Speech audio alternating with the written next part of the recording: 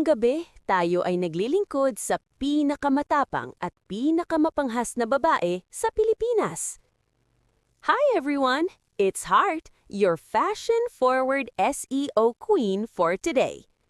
Oo, nag-level up na ako. Hindi lang outfit ang optimized, pati buhay mo optimized. Heart, totoo ba na mas mahal mo ang algorithm kaysa sa asawa mo?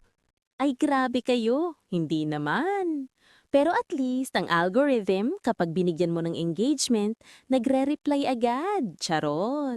Ano ang pinaka-toxic na comment na nag-boost ng views mo? Yung nagsabing, wala akong ambag? Girl, nag-ambag ako ng CTR at watch time. Ikaw ba? Ano ang SEO secret mo na ayaw mong malaman ng ibang influencers? Simple lang.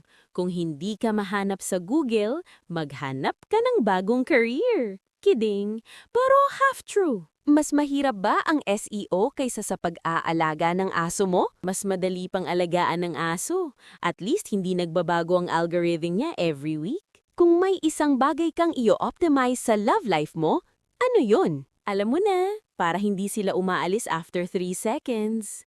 Kung gusto nyo pang matuto ng SEO habang naka-high heels, subscribe na. Kung ayaw mo, okay lang. Babalikan ka rin ng algorithm ko.